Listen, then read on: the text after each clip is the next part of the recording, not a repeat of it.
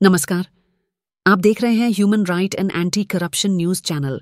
आज की हमारी पॉजिटिव स्टोरी इंदौर के हुक्मखेड़ी गांव से है, जहां UMCA फाउंडेशन जीवनदान ग्रुप ने शिक्षा के क्षेत्र में एक प्रेरणादायक पहल की है। एक ऐसी पहल जिसने बच्चों के चेहरों पर मुस्कान और उनके मन में नई उम्मीदें भर दीं।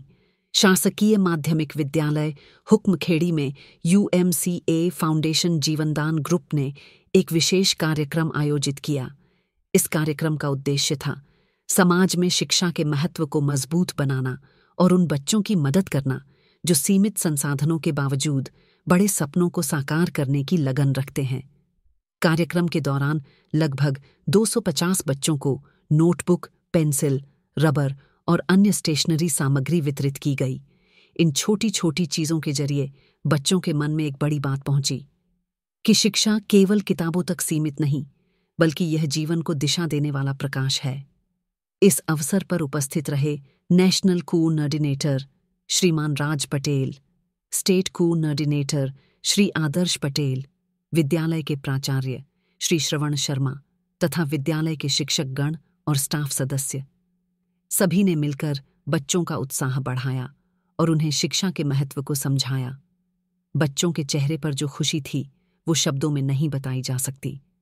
किसी के हाथ में नई कॉपी, किसी के चेहरे पर मुस्कान और सबके दिल में एक ही भावना, अब हम भी कुछ बड़ा करेंगे।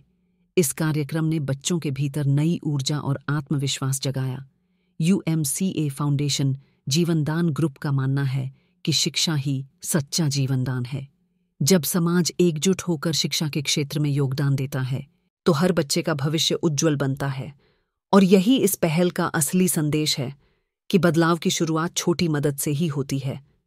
संस्था ने सभी सामाजिक नागरिकों से भी एक विनम्र आग्रह किया कि जब भी अवसर मिले ऐसे बच्चों की शिक्षा में सहयोग करें, क्योंकि किसी बच्चे की पढ़ाई में मदद करना सिर्फ दान नहीं, बल्कि मानवता का सबसे श्रेष्ठ कर्म है। बच्चों की मुस्कान और उनकी दुआएं निश्चित ही समाज में खुशियां और सकारात्मकता फैलाती हैं।